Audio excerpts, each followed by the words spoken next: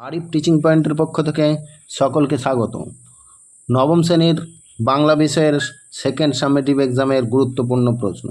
দেখো, প্রত্যেকটি স্কুলেই 1 আগস্ট থেকে হয়তো পরীক্ষা শুরু হয়ে যাচ্ছে এবং প্রথম দিনেই বাংলা পরীক্ষা হবে। এই বাংলা পরীক্ষার জন্য যে গুরুত্বপূর্ণ প্রশ্নগুলো আমি রেখেছি, এই প্রশ্নগুলো তোমরা দেখে যাও। যারা ভালো করে প্রিপারেশন নিতে পারোনি, অল্প পড়ে বেশি নাম্বার পেতে চাও, তারা অন্তত এই প্রশ্নগুলোর উত্তর ভালো করে রেডি করে নিয়ে যাও। আশা করি এই প্রশ্নগুলো তোমরা পরীক্ষায় কমন পেয়ে যাবে। দেখো, প্রথম নব সৃষ্টি থেকে 5 মার্কসের যে কোশ্চেনগুলো 1 নম্বরে রেখেছি, সংস্কৃত ভাষাকে আত্মনির্ভরশীল ও স্বয়ংসম্পূর্ণ ভাষা বলা হয় কেন? 2 নম্বরে দেখো, আধুনিক বাংলা ভাষা আত্মনির্ভরশীল ভাষা নয় কেন? অথবা এই কোশ্চেনটারই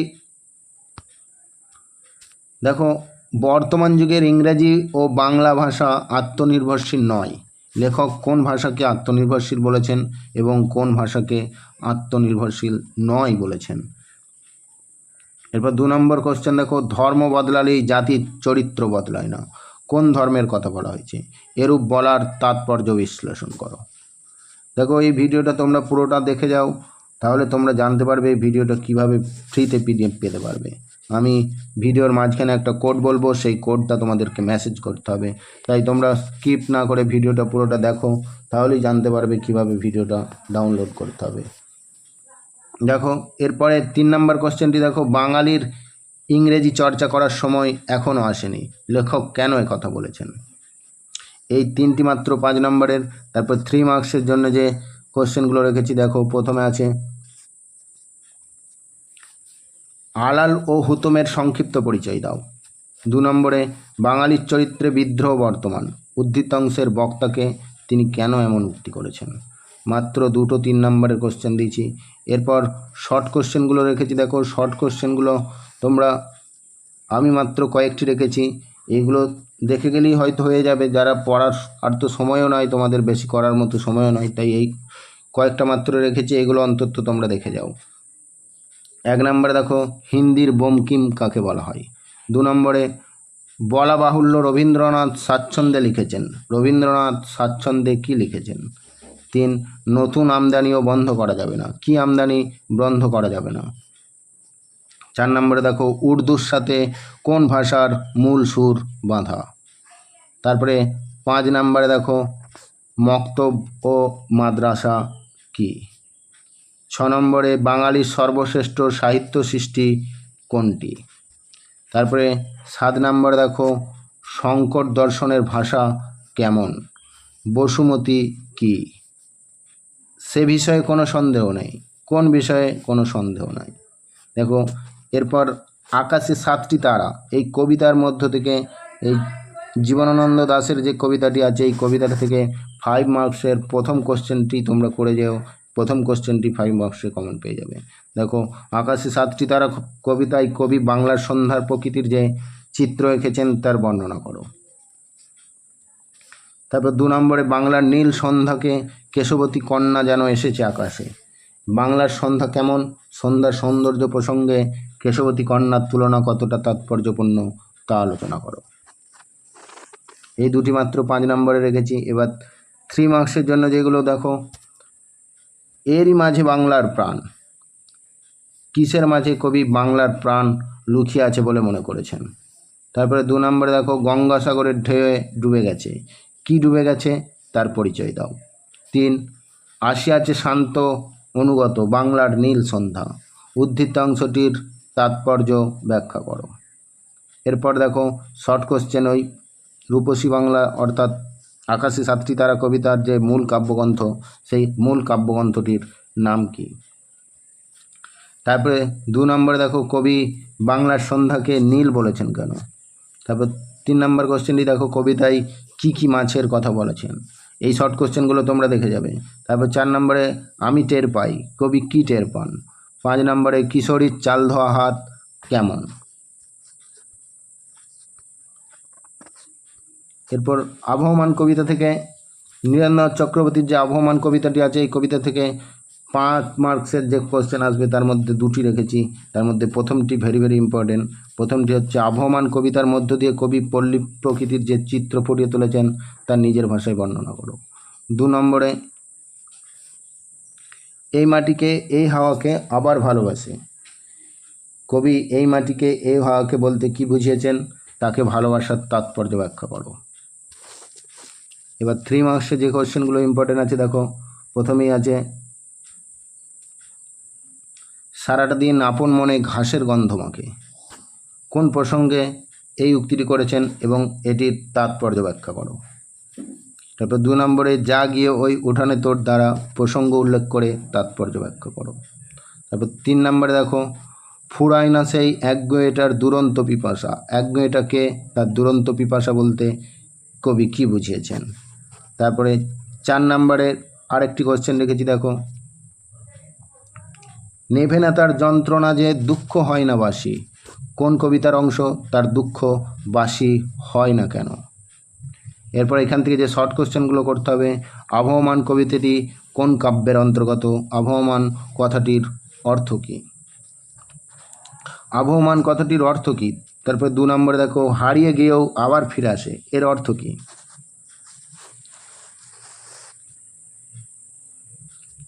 এরপর নোটে গাছটি বুড়ে ওঠে কিন্তু মোড়োয় না, কবি কেন এ কথা বলেছেন। তারপর দেখো লাউ মাচাটার পাশে কবি লাউ মাচার প্রসঙ্গ কেন উল্লেখ করেছেন। আর 5 নম্বর কোশ্চেন তেমনি করেই সূর্য ওঠে বলতে কবি কী বোঝাতে চেয়েছেন।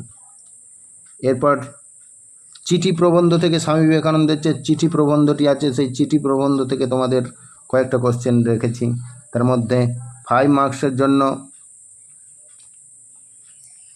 দেখো কিন্তু বিঘ্নও আছে বহু, কোন উদ্দেশ্যে একথা বলা হয়েছে, বক্তা কোন কোন বিঘ্নের আশঙ্কা করেছিলেন।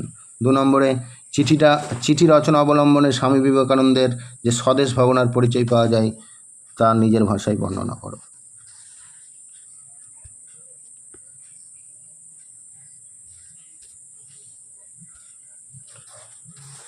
তারপর 3 নম্বরে দেখো তোমাকে একটু সাবধান করা দরকার, কে কাকে কি বলে সাবধান করেছেন। এবার 3 মার্কসের জন্য একজন প্রকৃত সিংহীর প্রয়োজন, উদ্ধৃতাংশটির উৎস কী, লেখক কাকে কেন সিংহী বলেছেন।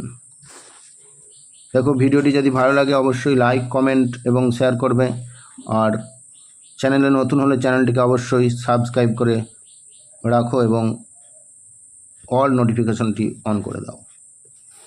এবার 2 নম্বরে দেখো এই আমার প্রতিজ্ঞা, উৎসসহ বক্তার প্রতিজ্ঞার বিষয়টি লেখো। 3 নম্বরে দেখো স্টাডির একখানি চিঠি কাল পেয়েছি, স্টাডিকে তার চিঠি থেকে লেখক কি কি জেনেছেন। 3 মার্কসের লাস্ট কোশ্চেন অর্থাৎ কর্মে ঝাঁপ দেবার পূর্বে বিশেষভাবে চিন্তা করো, কি চিন্তা করতে লেখক বলেছেন। এরপর যে শর্ট কোশ্চেনগুলো চিঠি থেকে রেখেছি দেখো। আর এই ভিডিওর ফ্রিতে পিডিএফ পাওয়ার জন্য তোমাদেরকে প্রথমেই টাইপ করতে হবে BENG।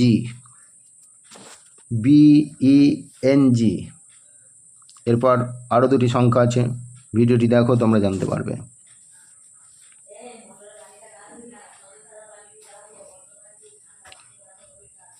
নারীকুলের রত্নবিশেষ কাকে বলা হয়েছে। তারপর 2 চিঠি কবে কোথা থেকে লেখা হয়। 3 আলমোড়া কোথায় অবস্থিত। 4 নম্বরে দেখো তোমাকে খোলাখুলি বলছি, বক্তা কি বলেছিলেন। এবং এছাড়াও এই চিঠি প্রবন্ধে যে অনেকগুলি চরিত্র আছে সেই চরিত্রগুলির মধ্য থেকে শর্ট কোশ্চেন আসবে, তাই সেই চরিত্রগুলি থেকে শর্ট কোশ্চেনগুলো তোমরা অবশ্যই দেখে রাখবে। এরপর রাধারানী, তাহারা দরিদ্র কিন্তু লোভী নয়, ভেরি ভেরি ইম্পর্টেন্ট এটা। তাহারা বলতে কাদের কথা বলা হয়েছে, কোন প্রসঙ্গে এই উক্তি, তাহারা দরিদ্র অথচ লোভী নয় কেন।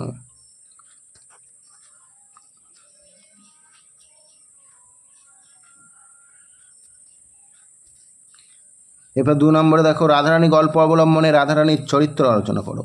অর্থাৎ 3 নম্বরে অগত্যা রাধারানী কাঁদিতে কাঁদিতে ফিরল। রাধারানীকে সে কোথায় কী উদ্দেশ্যে গিয়েছিল, সে কাঁদতে কাঁদতে ফিরল কেন? এবার 3 মার্কসের যে কোয়েশ্চেনগুলো দেখো,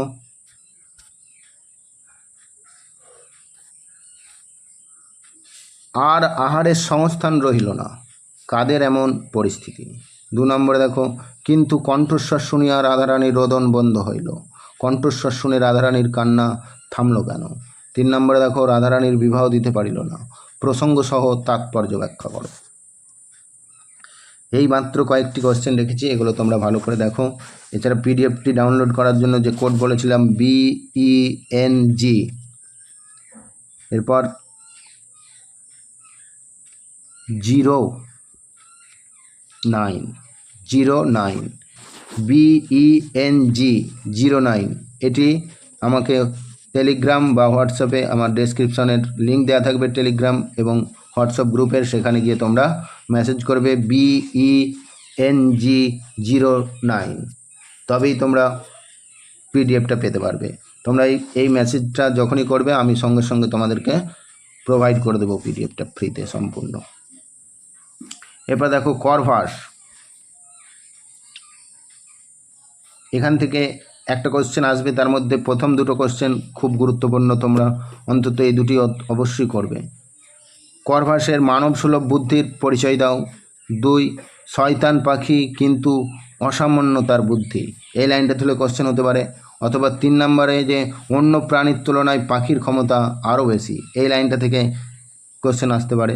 অথবা 4 নম্বরে আরেকটা লাইন দিয়েছি দেখো, করভাস যে এখন সাধারণ কাকের থেকে নিজেকে আলাদা করে রাখতে চায় তার স্পষ্ট প্রমাণ আজকে পেলাম, এই লাইনটা থেকে কোশ্চেন হতে পারে।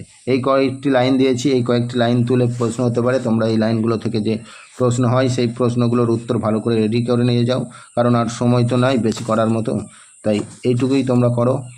আশা করি এগুলোর মধ্যেই কমন পেয়ে যাবে। Thank you for watching.